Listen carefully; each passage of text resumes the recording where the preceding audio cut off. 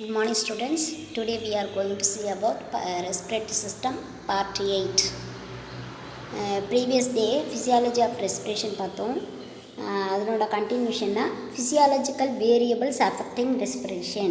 So physiological variables, some factors affecting respiration. Today we will discuss physiological variables affecting respiration. First one, compliance.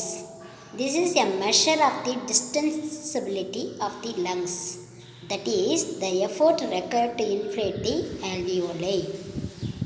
That means this is one of the measurement of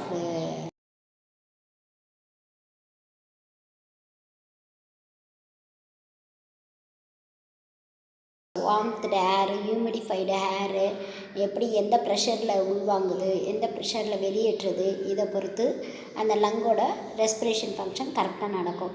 some measure தி டிஸ்டன்சிபிலிட்டி, இப்படி தான் இருக்கணும்னா அப்படி தான் இருக்கணும். Some ஏதோ ஒரு foreign material இல்லை ஏதாவது ஒரு கஷ்டம் ஏதோ ஒரு கொலாப்ஸ் அந்த மாதிரி நடந்துச்சுன்னா அந்த ரெஸ்பிரேஷன்றது நார்மலாக மெயின்டைன் ஆகாது அப்படின்றது அர்த்தம்.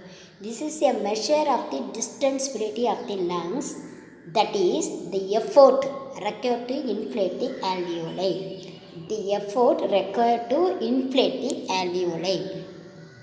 When the compliance is low, the effort needed to inflate the lungs is greater than normal. அப்போது அந்த கம்ப்ளைன்ஸ் அப்படின்ற ஒரு இது லோ ஆகும்போது லங்குக்கு தேவையான ஒரு ரெக்குயர்மெண்ட் ஆர் எஃபோர்ட் அதிகமாக தேவைப்படுது. அப்போ நார்மலை விட லங்குக்கு அந்த கம்ப்ளைண்ட்ஸ் இருந்துச்சுன்னா அதிகமாக எஃபோர்ட் தேவைப்படுதுன்னு அர்த்தம். Example, in some diseases where elasticity is reduced or when insufficient surfactant is present. So surfactant எவ்வளோ ரெக்குயர்மெண்ட்டாக அவ்வளோ இல்லாமல் இன்சஃபிஷியண்ட்டாக ஆகும்போது லங்கோட ஃபங்க்ஷன் இப்போ அதனோட ப்ரெஷர் இல்லை அதனோட எஃபோர்ட் அதிகமாக தேவைப்படுது. அப்போது சம் டிசீஸ் கண்டிஷனில் எலாஸ்டிசிட்டி ரெடியூஸ் ஆகுது அல்லது இன்சஃபிஷியன்ட் சர்ஃபக்டண்ட்டாக இருக்குது அப்படின்ற பட்சத்தில் லங்கு அதனோட ஆல்வியோட இன்ஃப்ளேட் ஆகி லங்கோட ஒர்க் பண்ணுறதுக்கு எஃபோர்ட் அதிகமாக தேவைப்படுது. அப்போது இது one of the physiological variables affecting respiration. Number 2, elasticity. It is the capability to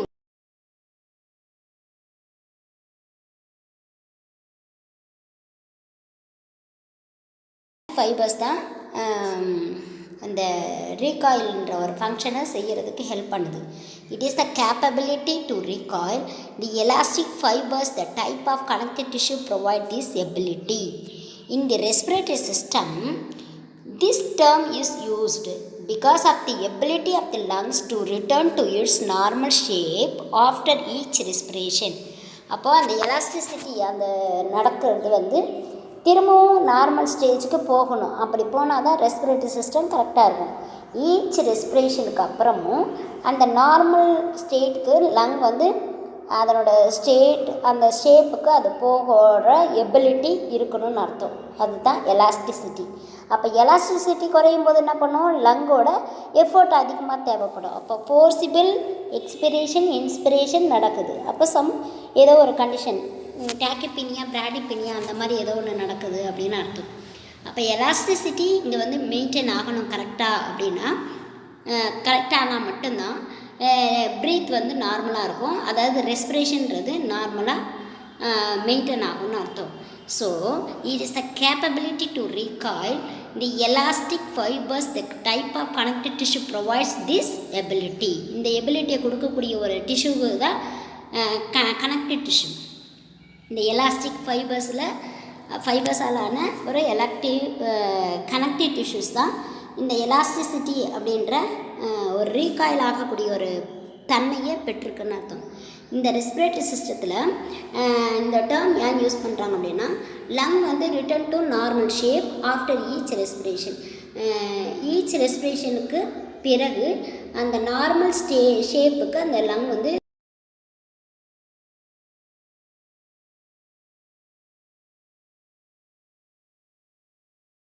will occur. அப்போ ஃபோர்ஸ்ஃபுல்லாக அந்த எக்ஸ்பிரேஷனும் இன்ஸ்பிரேஷனும் நடக்கணும் அப்படின்னு அர்த்தம். இதான் physiological variables affecting respiration. Next நம்ம பார்க்க போகிறது lung volumes and capacities. So இந்த ஃபிசியாலஜிலே வந்து நார்மல் குவைட் ப்ரீத்திங்கில் வந்து டியூரிங் நார்மல் குவைட் ப்ரீத்திங் அப்படின்னா இன்ஸ்பிரேட்டரி ஏரியாவை பாருங்கள். ஆக்டிவ்னா எப்படி இருக்கும், இன்ஆக்டிவ்னா எப்படி இருக்கும்னு பாருங்கள். ஆக்டிவ்னா 2 செகண்ட்ஸ், இன்ஆக்டிவ்னா 3 செகண்ட்ஸ் நடக்க பாருங்கள். Diaphragm and external intercostal actively contract. ஆக்டிவாக அந்த டயஃப்ரமும் எக்ஸ்டர்னல் இன்டர்காஸ்டல் மசில்ஸும் கண்ட்ராக்ட் ஆனால் குயிக்காக ஒரு நார்மல் இன்ஹலேஷன் நடக்கணும்னு அர்த்தம். அதே diaphragm and external intercostal muscles relax ஆன பிறகு followed by elastic recoil of chest wall and lungs normal quiet exhalation. இப்போ இன்ஹலேஷன் நடக்கணும்னா இது ரெண்டும் கண்ட்ராக்ஷன் ஆகணும். எது ரெண்டும், டயஃப்ரமும் எக்ஸ்டர்னல் இன்டர்காஸ்டல் மசில்ஸும். டயஃப்ரமும் எக்ஸ்டர்னல் இன்டர்காஸ்டல் மசில்ஸை ரிலாக்ஸ் ஆச்சுன்னா some return to normal shape of lung.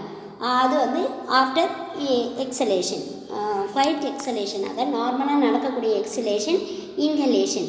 Inhalation 2 seconds, exhalation 3 seconds. இது வந்து இன்ஸ்பிரேட்டரி ஏரியாவில் ஆக்டிவ் ஆர் இன்ஆக்டிவ். இன்ஆக்டிவ்ன்றது ரிலாக்ஸ் ஸ்டேட்டில் நடக்கிறது. ஓகே, இப்போ நெக்ஸ்ட் நம்ம பார்க்க போகிறது activates. Inspiratory area active, expiratory area எப்படி இருக்குன்னு பாருங்கள். Diaphragm and sternocleidomastoid and scaleni muscles contract. Forcible inhalation. இது ரெண்டும் கண்ட்ராக்ஷன். அதாவது டயஃப்ரமும் ஸ்டோனோக்ளீடோமாஸ்டாய்டு மசில்ஸ் இது ரெண்டும்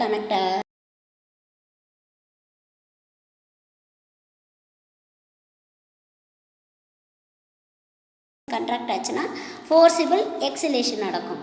அப்போ எக்ஸ்பிரேட்டரி ஏரியாலையும் இன்ஸ்பிரேட்டரி ஏரியாலையும் சம் நார்மலாக ஒரு ரிலாக்ஸ்டாக அந்த லங் வந்து ரிட்டர்ன் ஷேப் நார்மல் ஷேப்புக்கு திரும்புது அப்படின்னா அங்கே எலாஸ்டிசிட்டி, அதாவது கேப்பபிலிட்டி டு ரீகாயில் ஆகிறதுக்கான ஒரு எலாஸ்டிசிட்டி இருக்கணும். அதுக்கடுத்து எனி கம்ப்ளைண்ட்ஸ் எதுவும் இல்லாமல் இருக்கணும். அப்படி இருந்தால் மட்டும்தான் லங் வந்து கரெக்டாக ஒர்க் ஆகும். குவைட் ப்ரீத்திங் அப்படின்னா நார்மலாக குவைட் ப்ரீத்திங் நார்மலாக நடந்துகிட்டே இருக்கும்.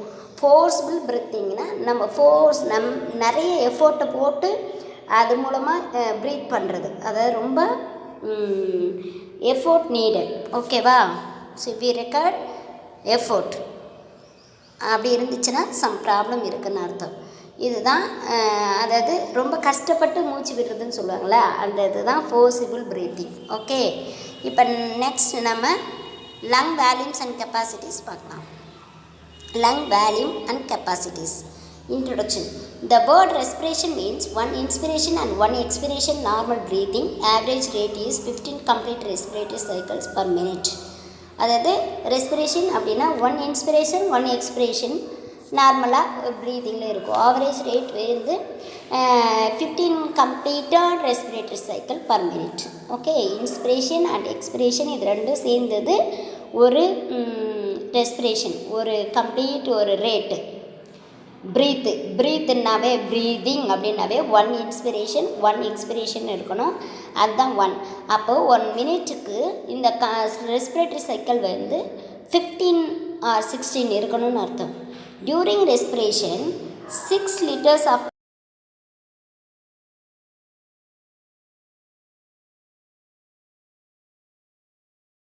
out. The apparatus used to measure the volume of air exchanged is called spirometer or respirometer. Okay, the apparatus used to measure the volume of air exchanged is called spirometer or respirometer. About 500 ml of air moves during one breath. So one breathக்கு 500 ml. அப்போ 15 into 5 அப்படின்னு நீங்கள் பார்த்தீங்கன்னா mostly ஒரு 5-6 liters அந்த மாதிரி ஏர் வந்து move ஆகுதுன்னு அர்த்தம். ஓகேவா? Next, about 500 ml of air moves during inspiration and expiration. So first one, tidal volume. This is the volume of the air passing into and out of the lungs during the one breath. So one breath என்றது 1 expiration and 1 inspiration. இது ரெண்டும் இருக்கிறதா 1 breath. அப்போ 1 breath எடுக்கும்போது லங்ஸ்குள்ளே இருந்து வெளியில் போகிறதும் உள்ளுக்குள்ளே வர்றதும் passing into and out of the lungs. லங்ஸ்க்கு உள்ளேயோ லங்ஸ்க்கு வெளியிலையும் எவ்வளோ ஏர், எவ்வளோ amount of volume of air வந்து இன் அண்ட் அவுட் அப்படி ஆகுதோ அதுதான் அது tidal volume. Okay, it is about 500 ml. Inspiratory reserve volume. This is the amount of air which can be inhaled into the lungs after forcible inspiration. It is about 3100 ml. Inspiratory reserve volume nave forcible inspiration. After forcible inspiration, amount of air inhaled into lungs. லங்ஸ்க்கு உள்ள எவ்வளோ amount of ஏரை உள் வாங்கி கொள்ளுது forcible inspiration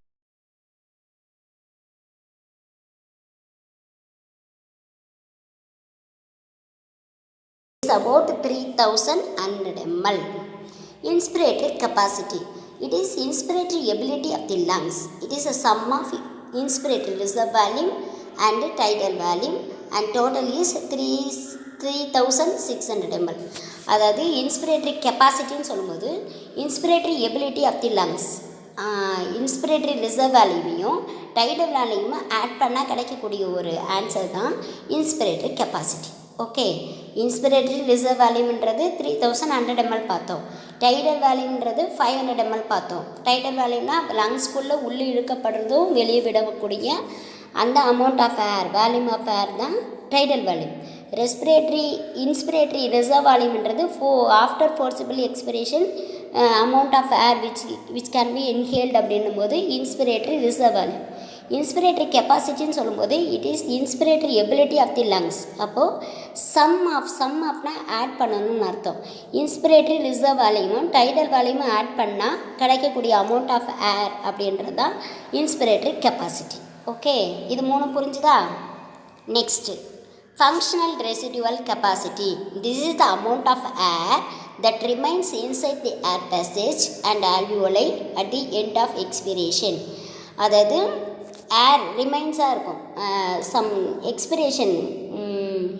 expression means மூச்சு வந்து வெளியே விடுறீங்க, வெளியே விட்டதுக்கப்புறமும் ஏர் வந்து அந்த ஏர் பேசேஜ்லேயும் ஆல்வியோலையும் சம் ஏர் வந்து ரிமைன்னா இன்னும் தங்கி இருக்கும்னு அர்த்தம். அதான் ரெசிடுவல், இன்னும் தங்கியே இருக்குது. வெளியே அனுப்பிச்ச பிறகும் இன்னும் கொஞ்சம் ஏர் வந்து அமௌண்ட் ஆஃப் ஏர் வந்து அங்கே தங்கி இருக்குது அப்படின்னு சொன்னால் அதான் residual. This is the amount of air that remain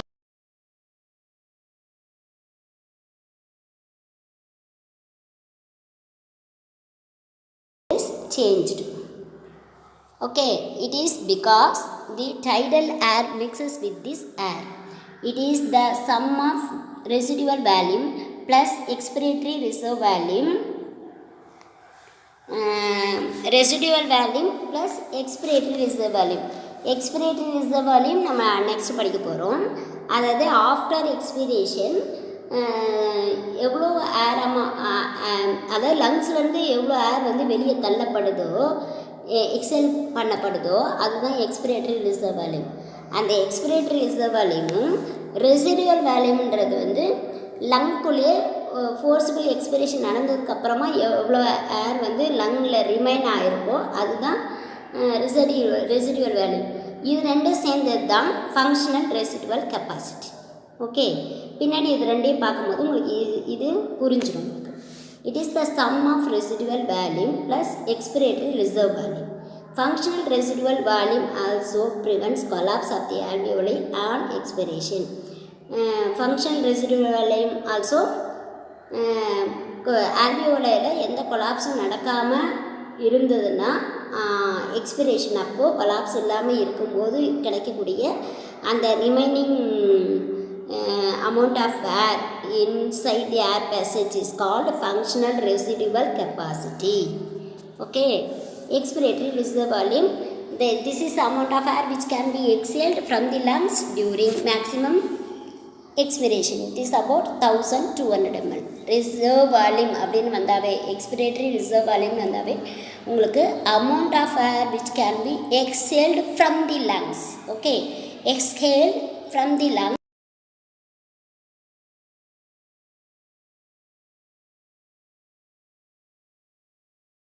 which remains inside the lungs after forcible expiration. This cannot be measured by spirometry. Residual வேல்யூமை நீங்கள் ஸ்பைரோமெட்ரி யூஸ் பண்ணி மெஷர் பண்ண முடியாது. It is about 1200 ml. 1200 ml, 1200 ml. இது ரெண்டும் சேர்ந்தது தான் functional residual capacity நம்ம பார்த்தோம். Okay, next vital capacity. It is the sum of the inspiratory reserve volume, tidal volume and expiratory reserve volume. Okay, vital capacity அப்படின்றது inspiratory reserve volume, tidal volume, expiratory reserve volume, இது மூணையும் add பண்ணால் கிடைக்கிறது தான் vital capacity. இப்போ எக்ஸாம்பிளாக நீங்கள் பாருங்கள், இன்ஸ்பிரேட்டரி ரிசர்வ் வால்யூம் எவ்வளோ படித்தோம்? 3100 ml படித்தோம். டைடல் வால்யூம் 500 ml படித்தோம். நெக்ஸ்ட் வந்து எக்ஸ்பிரேட்டரி ரிசர்வ் வால்யூம் வந்து 1200 ml படித்தோம். அப்போது டோட்டலாக உங்களுக்கு 4800 ml கிடைக்கும். ஓகேவா? நீங்கள் மெஷர் பண்ணி பாருங்கள், அது சம் போட்டு பாருங்கள், உங்களுக்கு புரியும். Tidal volume plus inspiratory reserve volume plus expiratory reserve volume is called vital capacity. Composition of air. Next composition of air. Air is a mixture of gases. Air is a mixture of gases. They exert their own pressure. இந்த ஏர் வந்து own ப்ரெஷரில் தான் exert ஆகுது. The pressure of a specific gas in a mixture is called its partial pressure. The pressure of the specific gas, the pressure of the specific gas in the mixture is called its partial pressure. It is denoted as P. Atmospheric air is a mixture of several gases.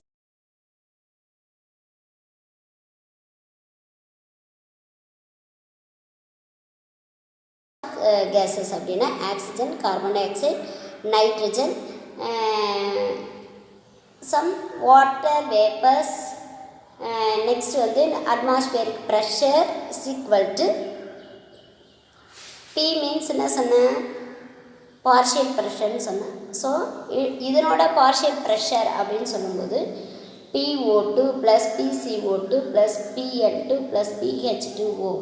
Water வேப்பரும் சேருது, oxygen, carbon dioxide, nitrogen, இது நாலத்தோட partial pressure தான் ஏரில் ஒரு ப்ரெஷராக உண்டாகுதுன்னு அர்த்தம். Alveolar partial pressure of O2 and CO2 in mm of Hg in air, blood and tissues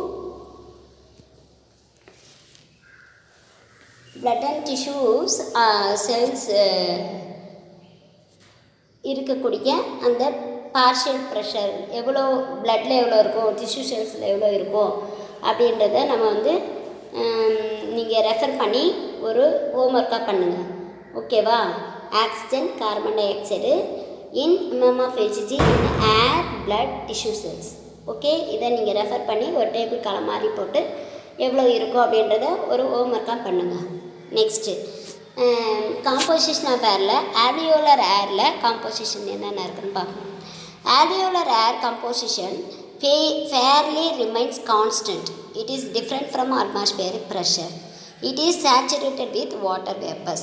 It contains more carbon dioxide and less oxygen. Alveolar air வந்து கான்ஸ்டண்ட்டாக இருக்கும். Atmospheric ப்ரெஷரை காட்டிலும் இது டிஃப்ரெண்ட்டாக இருக்கும். It is saturated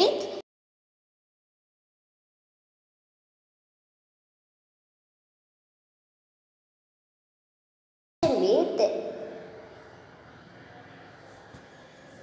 saturation with water vapor provides 47 mm of Hg partial pressure.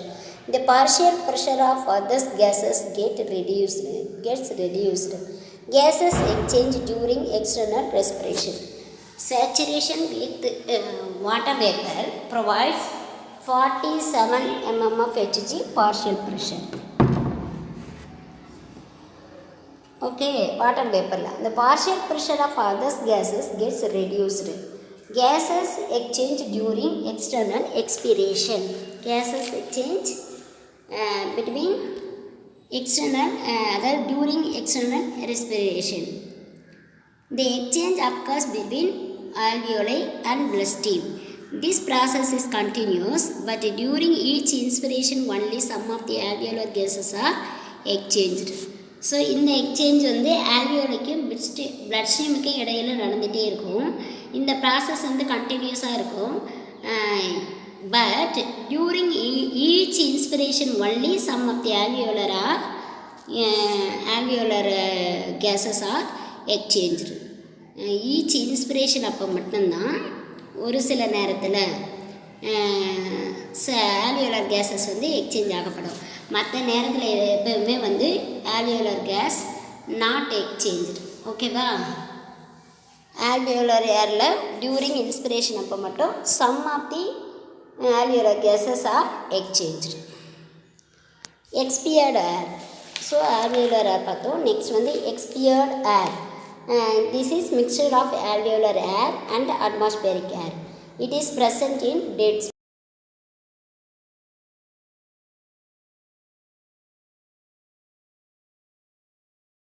Case exchange ஆகாமல் இருக்கக்கூடிய ஏர், அந்த இடத்துல தான் எக்ஸ்பியர்ட் ஏர், வெளியேறக்கூடிய ஏர் அப்படின்னு அர்த்தம். இதில் வந்து ஆல்வியோலர் ஏரும் இருக்கும், அட்மாஸ்பியரிக் ஏருமே சேர்ந்த ஒரு மிக்சர் தான் இந்த எக்ஸ்பியர்ட் ஏர். இந்த எக்ஸ்பியர்ட் ஏர் எங்கே இருக்குன்னா டெட் ஸ்பேஸில் இருக்குமா. டெட் ஸ்பேஸ்னால் என்னென்னா ஆல்வியோலர் வென்டிலேஷன், அதாவது tidal volume minus anatomical dead space into respiratory ரேட்டுன்னு சொல்லுவாங்க. டோட்டலாக இவ்வளோ அமௌண்ட் ஆஃப் ஏர் வந்து லங்குக்குள்ளே வந்து போகுதுன்னு சொல்கிறோம் இல்லையா, அந்த 15 மினிட்ஸ் 15 ப்ரீத்ஸும் இருக்கிறப்போ எவ்வளோ ஏர் அமௌண்ட் ஆஃப் ஏர் வந்து அந்த பர் மினிட்டுக்கு எவ்வளோ ஆகுதோ அதுதான் டெட் ஸ்பேஸ்ன்னு சொல்லுவாங்க. ஸோ 5 லிட்டர்ஸ்லேருந்து 6 லிட்டர்ஸ் வரைக்குமே ஏர் இருக்கும், அதுதான் டெட் ஸ்பேஸ்ன்னு சொல்கிறது. So nose, fairings, trachea, பிராங்கை, bronchioles இந்த இடத்துலாம் ப்ரெசண்ட் ஆகிருக்கிறது தான் இந்த மாதிரி டெட் ஸ்பேஸில் இருக்கக்கூடிய ஏர் தான் எக்ஸ்பியர்டு ஏர்னு சொல்கிறோம். ஓகே, இன்றைக்கி வந்து நம்ம physiological variables affecting respiration, lung volumes and capacities, next வந்து காம்போசிஷன் ஆஃப் ஏர் பார்த்துருக்கோம். இதை நீங்கள் வந்து நோட்ஸ் எடுங்க. ஒரு தடவைக்கு 2 தடவை திரும்ப திரும்ப கேளுங்க, ரீட் பண்ணுங்கள், புரிஞ்சுக்கிட்டு படிங்க. Study well. தேங்க்யூ.